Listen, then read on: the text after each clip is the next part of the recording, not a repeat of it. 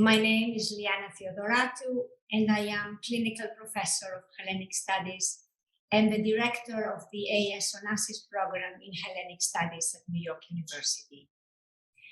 It is my great pleasure to introduce the next speaker in our Emerging Scholars presentation series.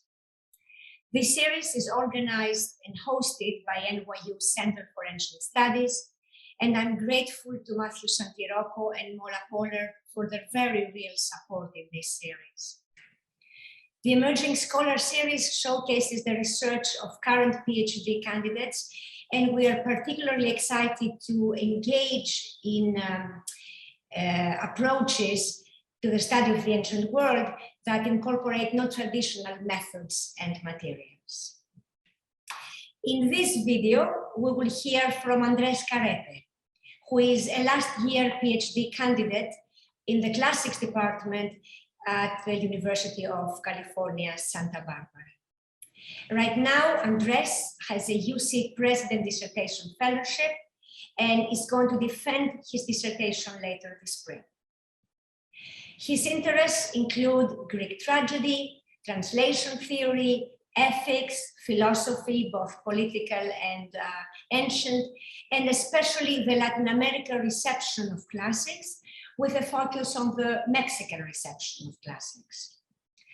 His dissertation is entitled Mexico's Many Antigones, Uncovering the Mexican Tradition of Sophocles' Antigone. I will have Andres talk to you first about his work, and then we will have a short discussion. Here you are, Andres. Thank you for that fantastic introduction, and thank you all for having me here. This is a great pleasure and a great opportunity, so I very much appreciate it. Let me go ahead and just jump into it and talk about my research. So my research project investigates the reception of Sophocles' Antigone in Mexico from the mid-20th century to the present day. I examine the ancient Greek tragedy and its varied Mexican adaptations and argue that they are tools used to confront or discuss the political realities facing marginalized populations. By analyzing adaptations of Sophocles' Antigone, primarily through the lenses of class and gender, I explore each play's portrayal of power and resistance. Although each adaptation has distinct socio-historical contexts and concerns, looking at them through these lenses, meaning class and gender, allows me to trace the transformations of Antigone as it responds to cultural shifts and various oppressive forces. In so doing, it is my aim to showcase the diversity of these adaptations, as well as the exceptionalism of their individual contributions to the global tradition of the reception of Sophocles' Antigone and surrounding Sophocles' Antigone. This project is informed by the broader corpus of Mexican adaptations of Antigone. However, I focus especially on three adaptations of cultural importance that, at least in my opinion, most deeply engage with the Sophoclean original and its reception in a transformative fashion. These three adaptations are temporally spaced and thus offer a fuller picture of the progression and transformation of Antigone in Mexico. The three Mexican adaptations are 1968's La Joven Antígona se va a la guerra, or that would translate to Young Antigone Goes to War, by Jose Fuentes Mares, 1984's La Ley de Creón by Olga Harmony, translated as Creon's Law, and 2004's Antígona las voces que incendian el desierto by Perla de la Rosa, which translates vaguely to Antigone, the voices that set ablaze the desert. Each of these adaptations is unique and powerful. All three engage with the cultural discourse of their respective eras and comment on the socio-political conditions that have led to continued pain, marginalization, and oppression from a distinctly Mexican perspective. All three plays succeed in being specific and localized, but nevertheless afford us the opportunity to think in terms of continuity and universality. The first of these adaptations is Jose Fuentes Mares' La Joven Antígona se va a la guerra. Again, Young Antigone Goes to War. This play is an exceptional contribution to the Antigone corpus in Mexico and abroad. As the first published Mexican adaptation of Antigone, this work is foundational. It also has a complicated reception history and context, having premiered a week after the deadliest student massacre in Mexican history, the massacre of Tlatelolco of October 2nd, 1968. This adaptation reimagines Antigone as a young woman who is fed up with the disparity and oppression stemming from social inequality and the abuses of the upper class. Consequently, she joins the revolutionary cell, which promises to bring about social change. Upon joining, Antigona, as she is called in this adaptation, is immediately tasked with placing a bomb on a train filled with politicians and members of the elite. The play sees Antigona fulfill her orders before doubling back and removing the explosives before they were detonated. The ending of this play sees Antigona return to the revolutionaries' headquarters, where she confronts their ideals and argues for the intrinsic value of human life. Although Antigona is ultimately shunned, the play presents us with a realization of shared humanity and argues that such a realization must be achieved and actualized before legitimate and revolutionary change can be enacted. The second adaptation of the selection, Olga Harmony's La Ley de Creon, Creon's Law, transports the myth of Antigone to the dawn of the Mexican Revolution. In my opinion, Harmony's play is one of the richest and most complicated adaptations of Sophocles' Antigone in existence, just bar none. It tells the story of Cristina, a young aristocratic woman from a sheltered environment who lives in the estate of her uncle, a man named Marcos. In this narrative, Cristina awakens to the realities of social disparity and capitalist exploitation as a result of the death of a childhood friend. Cristina's friend, an indigenous man named Lorenzo, is killed while attempting to claim some farming land for his people. Lorenzo was killed under the directive of Cristina's uncle, who then proclaims that anyone who approaches his corpse will be shot on sight. Harmony's play adapts Sophoclean dynamics and intensifies them further by using them to examine notions of ethnic difference, in addition to those of class and gender. The end result is a play which traces a transnational and transhistorical record of social divisions, oppressions, and abuses. In its exploration of revolution and its aftermath, it asks us to consider the disparities present in Sophocles' original tragedy, the period-specific injustices of the play's setting, and the contemporary stratifications afflicting Mexico. Harmony's piece is a striking denunciation of systems that have proven themselves to be irredeemable even after centuries of struggle. Finally, Perla de la Rosa's Antigone transforms Thebes into an analog for Ciudad Juárez, Chihuahua, at the height of a series of femicides that have plagued the city for years. It presents us with an Antigone character who returns to her city in order to search for her sister, Polynicia. So here the gender of Polynices is changed and we have Polynicia instead. Polynicia's absence becomes symbolic for the many disappeared women whose deaths go unacknowledged and unavenged in the sands of Ciudad Tebas. This is what the play calls Thebes. This Antigone sees herself fighting a state apparatus which denies the existence of deeply rooted gender violence, even as it piles corpses in its city's morgues. This adaptation denounces abuse and neglect in unequivocal terms, mainly through its excellent use of characterization. De la Rosa deploys her Antigone as a social critique that is highly attuned to its city's heartbeat. This adaptation explores issues of gender violence, border politics, citizenship, identity, economics, and migration, and even anticipates an escalation of violence in its kind of self-aware presentation. Whereas the two previous Antigones discussed in this collection, as part of my project, whereas they deal with the ethics of revolution, De la Rosa's work allows us to witness a shift in the priorities and concerns of Antigone in Mexico. Beyond the fundamentals of revolutionary discourse, this play is highly concerned with the politics of resilience in the face of extreme loss and the threat of death. As one might surmise from hearing the plot of these adaptations, each play explores a unique and highly specific set of concerns and anxieties.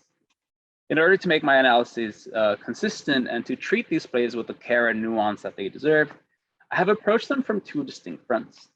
So from a classical perspective and guided by classical scholarship, I investigate each play's engagement with Sophocles, as well as any overlap in fundamental questions of ethics, politics, gender, and resistance. From a historically informed Mexican literary perspective, I analyze these plays in their proper context as part of a larger cultural discourse influenced by the broader tradition of Antigone and the relevant conflicts of each era.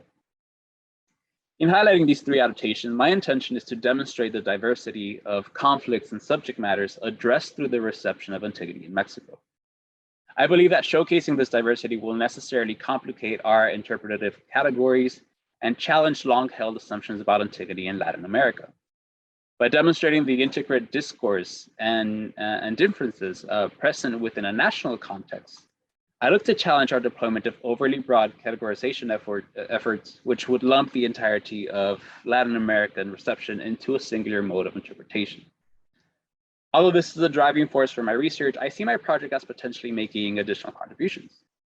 It is my hope that this research will serve to demonstrate, the rich and sophisticated engagement with Sophocles' Antigone and its ancient and modern reception in Mexico and beyond. Demonstrating this engagement and its unique contributions will hopefully persuade us to further incorporate the Mexican Antigone tradition into global discourse. I believe my research likewise aims to highlight the contact between European, North American, and Latin American adaptations, as well as problematize our deployment and employment of these labels. Finally, should this research be successful, it may encourage studies from scholars versed in other Latin American traditions, thereby expanding our global understanding of Greek tragedy and its reception beyond an Anglo-European context. To this end, one of the contributions that I hope my research project will eventually lead to is a translation of all three of these plays, which has already been completed, but you got to figure out whether it can be published or not. Ultimately, I envision this research as a challenge and an invitation. In approaching reception studies with the nuance and care befitting living traditions, the field of classics can only benefit as its central texts see themselves revitalized by the intervention of the world's vastness and diversity. So, thank you. Thank you very much, Andres. This was amazing. Thank you. This is very rich and very rich project. So let's have some discussion now about it. Why did you choose Antigone? So, apart from the fact that Antigone is historically this highly politicized play and has all of this rich discussion of, right versus right and all of these things, I do end up getting to Antigone in a way that is a little bit, it reflects my trajectory in classics, really largely accidental, but once I get into it, it just highly reflects who I am and my priorities, not just as a scholar, but as a person. So I ended up actually stumbling into Perla de la Rosa's Antigone, which I mentioned in my discussion earlier, Las voces que incendian el desierto.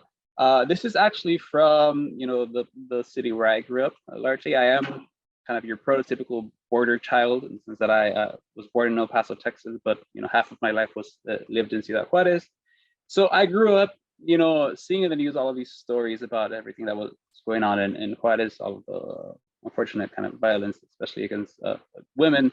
And, I saw that as something that was making an intervention in what was a very difficult, and unfortunately continues to be a very difficult period in the city's history. So seeing the way in which the classics were applied into that specific context and, through Antigone, we're able to challenge things that were largely unsaid, but also needed to be kind of aired out in public and needed to activate kind of the population to stand up to the injustices that we were seeing. To me, it was fascinating. So that just leads to then this drive to see what else is out there. What other sort of engagements do we see kind of in Mexico that use the classics for these sort of purposes? And lo and behold, Antigone is a very kind of, large part of that sort of work. So it is one of those plays that is continuously adapted, readapted, reimagined. And there just happens to be a large enough corpus of that specific play that we can then trace the transformations therein and see how they respond to shifting kind of politics, ideologies, but also societal concerns. So that's really where the interest in Antigone herself is born. But I should say that, even though that is the impetus of this project, there is, a lot of richness in the kind of Mexican engagement with the classics. So it extends far beyond Antigone. It's just that, Antigone is the one that speaks to me as a very kind of personal and specific context, which reflects kind of where I grew up. So that would be, in a nutshell, the answer. This is great. This is very nice. And it is very nice always when the passions are very personal too. So I wanted to ask you then, why did you choose these specific texts after all? Okay. Sure.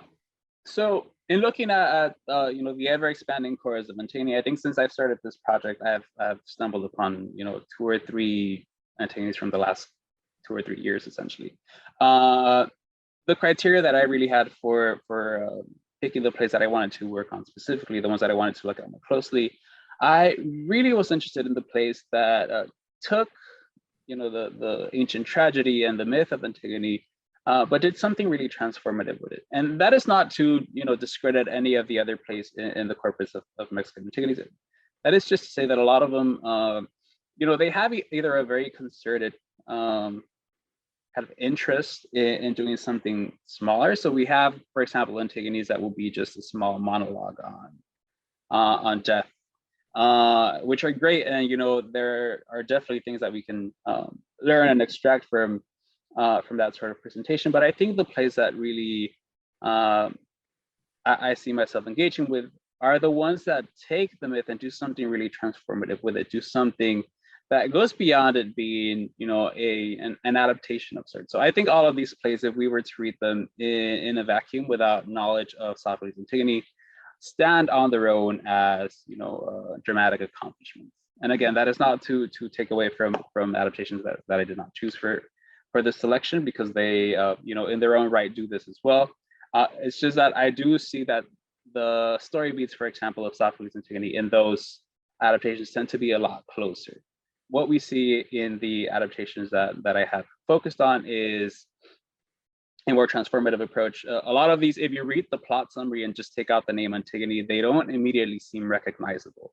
It's not until we start kind of, seeing what do we see when we think back to these Sophoclean engagements. What does that do for the play?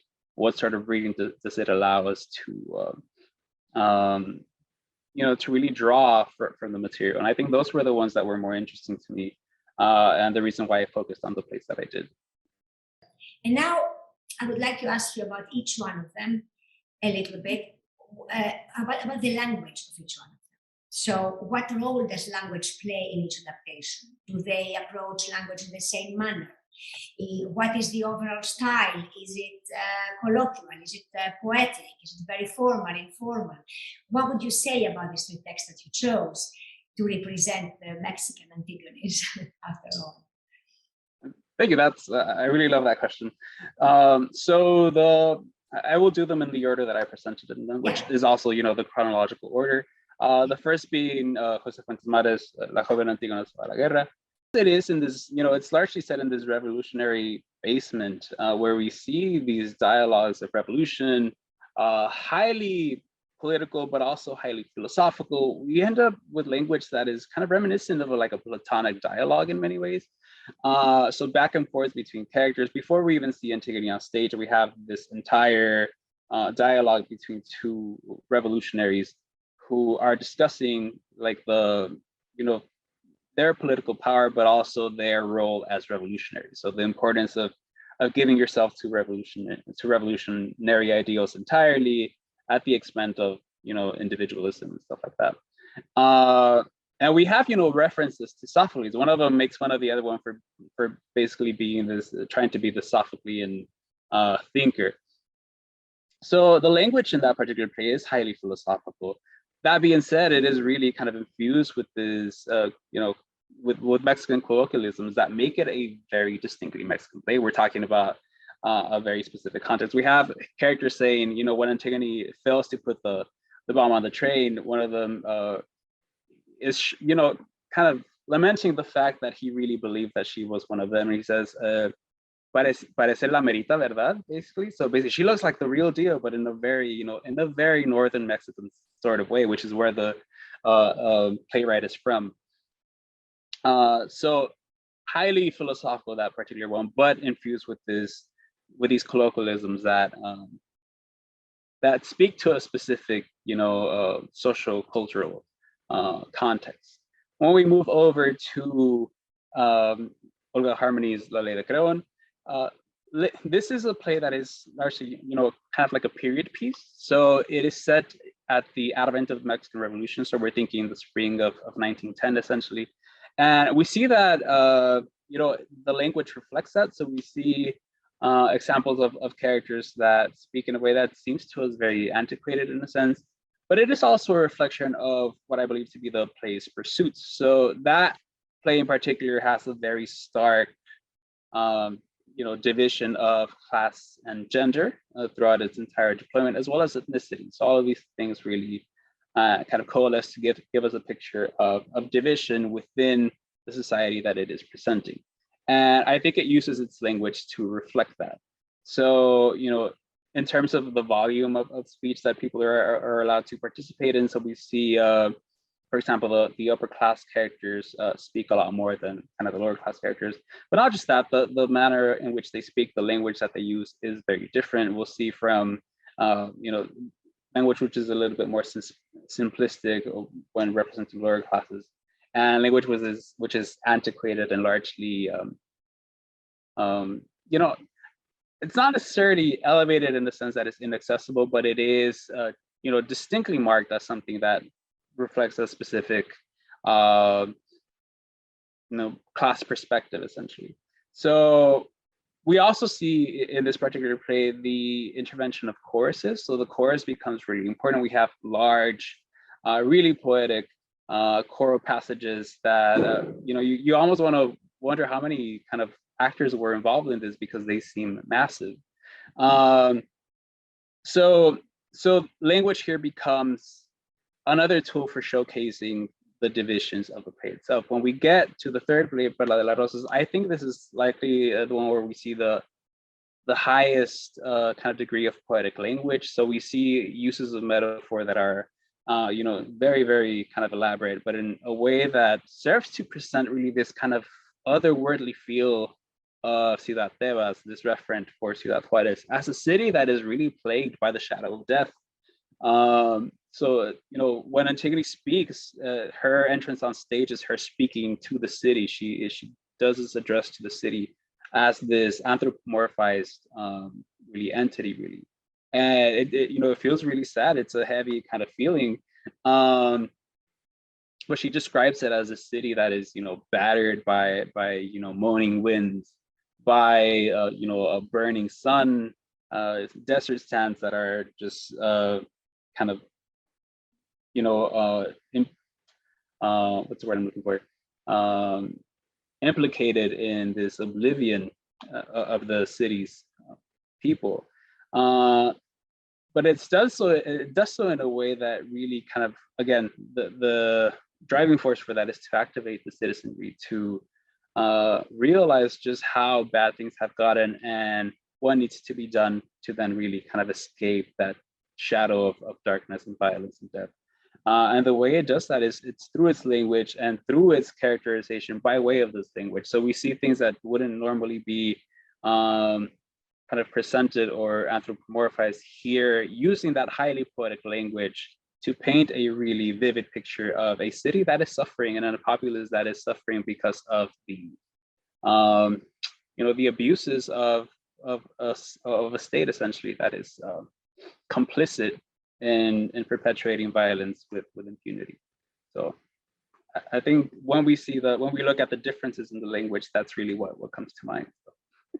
So since we talked about themes and narrative, let's move a little bit to theatricality. How do these adaptations work as theater? What performance traditions do they engage? Do they cite, for example, reference tragic theater conventions themselves? Is there a kind of dialogue between classical conventions and perhaps local Mexican ones? So this question is fascinating, and it is kind of a bit difficult to answer in the sense that 2 out of 3 of these plays, we don't have a lot of information about their actual performance. And I'll tell you a little bit what I mean by that. So let's start with the one that has been staged. Perla de las Rosas play, which is from 2004. It went on to be presented in Ciudad Juarez, and it lasted for some time. And it has also been performed in the US. So I believe it was the University of Wisconsin-Madison, which staged a production of the play in Spanish, but with English subtitles. So it does make it here. And one thing that we'll notice, it's true for these 3 adaptations, and it's true for most of the corpus of Antigone adaptations in Mexico. And, you know, from what I've seen, it is also true largely for, you know, a significant portion of the Latin American Antigones, but I won't say all of them because you know, that would be too much. Most of these adaptations are either presented in a university context or are, you know, in some way affiliated with the university and institutions of higher learning. Perla de las Rosas is a little bit different in the sense that we see it as this mode almost of public scholarship in a sense. But nevertheless, we see this, you know, this performing context that is largely dependent on an audience that has not only the leisure to go to these things, but also a higher level of education, which does seem to be typical of the theater, at least in Mexico. So that is the only one that we can speak to, the, you know, the actual context of things as they are happening. The other two make it a little bit more difficult. So Jose Fuentes Mares' play, again, the first time that it premiered was at the Universidad Autónoma de Chihuahua, so Autonomous University of Chihuahua, basically like the state university of the home state of this author, playwright, who was a historian and also a professor at that university. But, you know, the only real response to the reception of the play that we have is allusions that he makes in his presentation of his own play. So in the volume in which this play is published, we have an introduction to the three plays that he presents, because this volume is three of his plays, and La Joven Antigona is the one in the middle, essentially. And he expresses a bit of a disappointment at the way in which his play was received and the way in which people were reacting to it. So again, this play, you know, almost to the day was premiered a week after a student massacre. So October 10th is the date of its initial presentation. The massacre was in October 2nd, so just 8 days later. And what he expresses there is that he doesn't feel that the play quite came together, and he largely blames the fact that the people who attended his play wanted to turn the theater into a bachilleres, which basically means like a high school classroom, which, you know, is especially kind of jarring if you think of the fact that this was performed in a university. So I don't know, it's difficult to see somebody not, you know, engaging with and welcoming dialogue of a play that is in such a highly politicized context, something that could be used to really speak to the anxieties of the people at the time. But that's really the only kind of information we have about the immediate reception. Nevertheless, we do see the playwright himself talk about his theatrical influences in a larger sense. So he speaks of John Anouilh as, you know, and his Antigone as being highly influential to the way in which he conducted his own, and also credits, you know, the successes of his play. So the stuff that he did like about the play that he presented, he says, these are the, you know, I need to give the praise to those things to Sophocles, because the things that I'm really proud of in this play are the choruses, which I essentially lifted from the original play. And he does, they are largely reminiscent and almost, you know, they use a translation of the actual text, but it is slightly modified to better fit what is happening in the action of the play. So we see, you know, those two direct callbacks. When we see Olga Harmony, you know, she is, that play gets a little bit more complicated because we have a bit of a temporal disjunction there. So the play was written in 1974, and it was, you know, written as a text essentially. And as a play that is a text, it receives awards essentially, National Award for, I think something like Best Original Screenplay or that sort of thing. But it doesn't make it onto the stage until 1984. And there we do have some reviews of people reacting to the play itself and them being not, you know, entirely blown away by it. So the review that I'm thinking of here, basically the gripes that it has with the play are that it is still kind of presenting this revolutionary era theater, and something that, according to that reviewer, Mexico had moved beyond in the last like 10 years. So in his review of the play, he's basically saying harmony is here a little bit outdated. This is not something that the Mexican people are interested in anymore. This is kind of a throwback to an ancient time, which is unfortunate because this is a play, you know, where the context, the historical context of it is really what drives, at least in my opinion, the real pursuits of the play, what it is trying to showcase. It's showing a lack of change as, you know, as a product of time. And the best way to showcase that is to do a period piece. Nevertheless, so we do see that in the sense of the Mexican context of production there. This one is a little bit undervalued because it does not seem to be reflecting the priorities, at least the cultural priorities of the people at the time.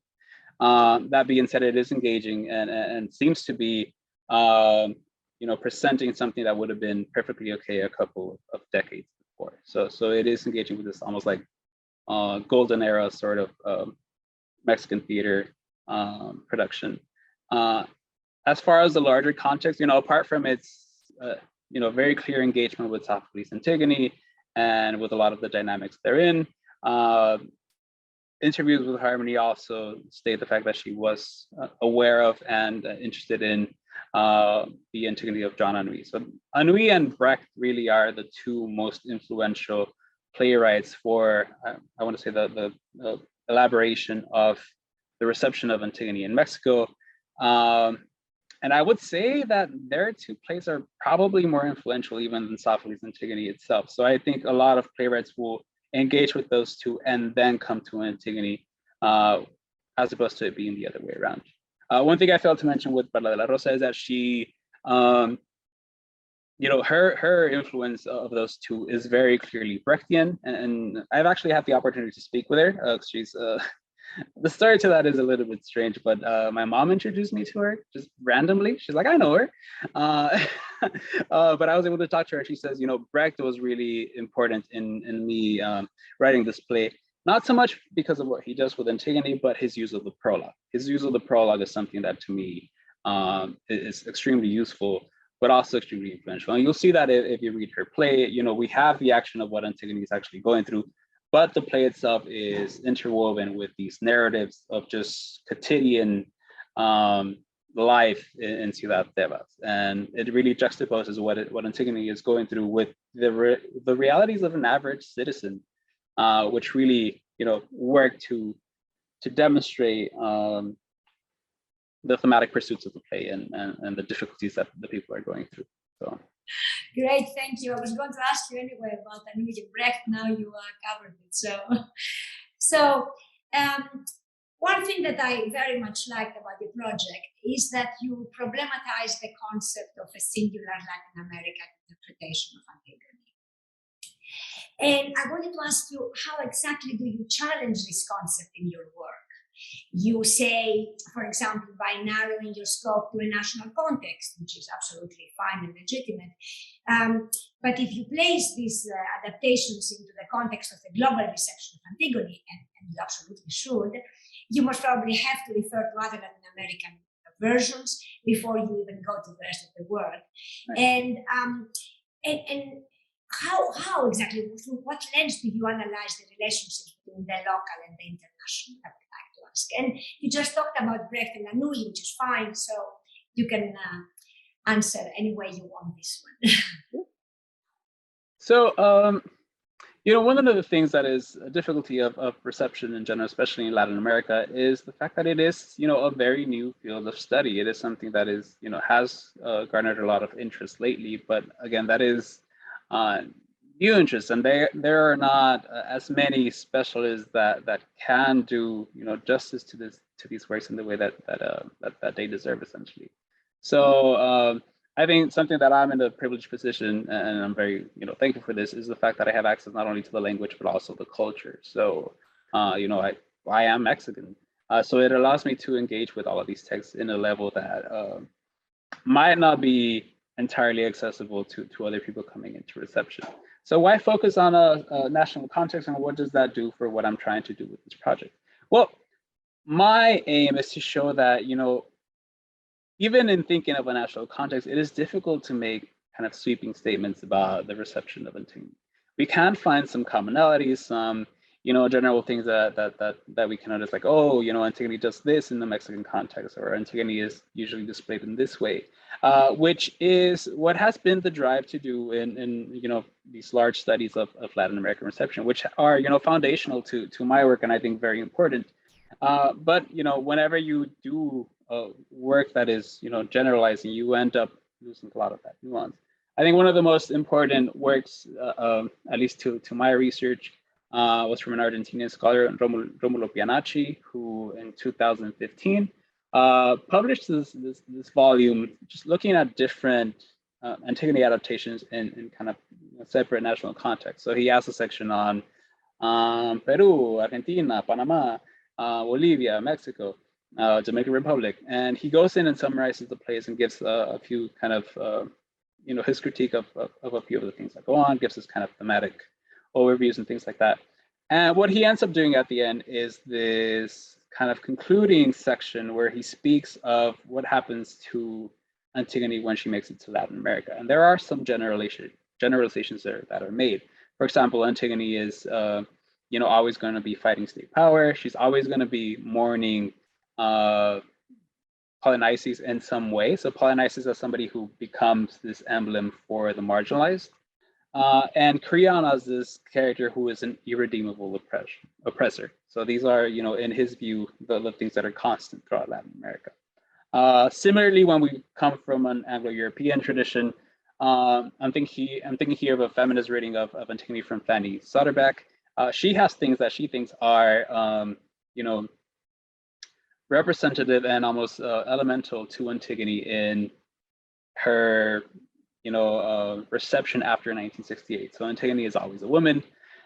Antigone is always fighting state power, and Antigone is always concerned with burial rights. So by shifting to a national context, I look at these three plays, and even within those three, we start already seeing a lot of those labels break down a little bit. So in the larger sense, these are adaptations that don't exist in a vacuum. They're not only Latin America. They are distinctly Mexican. They are coming from a specific perspective, but they are influenced by, again, Anouilh and Brecht. So, creators that when we think of them, playwrights that when we think of them, we think of this, Western European context. And furthermore, of the things that I discussed as to these generalizations, we see, for example, in Jose Fuentes Mares, there is no mention of burial rights whatsoever. Burial rights are completely deprioritized.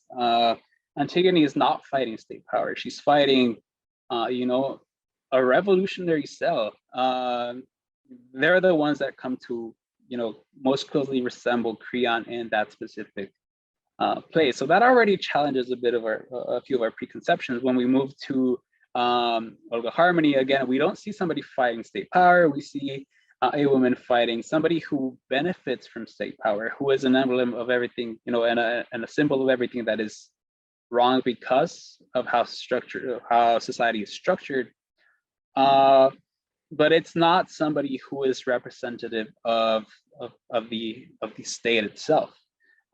Similarly, even though burial rights do seem to be the driving force at the beginning of the play, they are explicitly deprioritized in the play itself. So at some point, the Antigone character here, named Cristina, she, when somebody talks about how she's changed because she's so worried about burying her friend Lorenzo, she says, yeah, that's not really important anymore. What we need to focus on is the injustices that people are suffering through. So whether he's buried or not doesn't matter. We need to make sure that this population that has been exploited is well served and is able to have a decent and dignified life. So again, the reason why I look at a national context, and the reason why I believe that challenges this larger deployment of labels and generalization, is because in showcasing just how different all of these plays are, and in showcasing just how even within that national context, we see such a variation and such a departure from a lot of the things that we just take as a given when examining Antigone. I think that really should, kind of fire all of us up to look at a different reception context with that specific cultural nuance. I think we'll discover that, you know, Antigone is a lot more diverse and varied that we are giving it credit for being. So that's really where I think the challenge from my work is coming from. Very nice. So I'll ask one last question because I think we're coming to an end. Where would you like to see this project going in the future? Somehow, if you would like to do that. And then I want to really very much congratulate you also because you are translating this, and this is extremely important. It's important for all of us to teach all these figures from the past to the present. It is very important to have the translations in English, you know, to be able to teach them and also for the world to know them. So congratulations on translating them. Thank you. And let us hear briefly what you would like to do with this project in the future. Okay. So I think this project has the potential to do a few things. You know, from in a personal sort of thing, I know the translations can be very helpful. So that is one of my priorities. Like in the future, I have the translations already. I just would like to find a venue to make sure that they are available and they can be used, you know, to further the discussion and to you know, be integrated in classrooms and things which can show the you know, the diversity of Antigone in general and what we can gain by looking at Antigone in different contexts. So that is definitely something that I would like to do in the future, of publish these translations in some form. I would also, you know, at some point like to see this turn into a book project. I think this is something that you know, has the potential to just showcase that even though I am doing very detailed readings of these plays, there is so much more to do. And I think, you know, if and when they become available to the public, and if people you know, see that there is interest in that, I think it has the potential to really just crack things up in readings that come from different perspectives, you know, that focus on different things. I think that's really where I would like it to go, from a kind of a scholarly sort of thing. What I would like to really impact with this is, you know, see this work as, I think as I mentioned in our presentation, as more of an invitation. So saying, hey, if this is going on in Mexico, then let's look at, for example, Uruguay. Does Uruguay have a tradition with classics, of engaging with classics? What do scholars of, you know, Uruguay see when they kind of reflect on their national context and look at Antigone, for example, or at any other sort of classical engagement therein? You know, I would like to see that this work get treated with, and it's not to say that people that do reception don't come in with the nuance, but you know, there are things that when you come to a culture from the outside, you don't necessarily have access to. So I would like to see, you know, the cultural insiders see the possibilities here, see how much we can expand our understanding of classics and classics throughout the world by really focusing on you know, groups that have been largely marginalized or ignored, and see the contributions that they can make when looking at all of these texts from their specific perspective. So you know, that's like the super idealistic thing that I would like to see happen, just more work from people that are versed in different traditions. And I would love to see that be, you know, received and regarded from like an Anglo and European standpoint with, you know, with high regard, as something that is welcome and as something that has the potential to really re-energize and reinvigorate the field. So I think if I had to think of it idealistically, that's where I would put it. That's wonderful. That's great, actually. We all need it. And so thank you very much for bringing Latin America to us one step or one country at a time, let's say. Hopefully. It's very important. That's what will enrich the field. So thank you for the amazing work you do. Congratulations and good luck with the defense of your dissertation very soon. This was a pleasure. Thank you.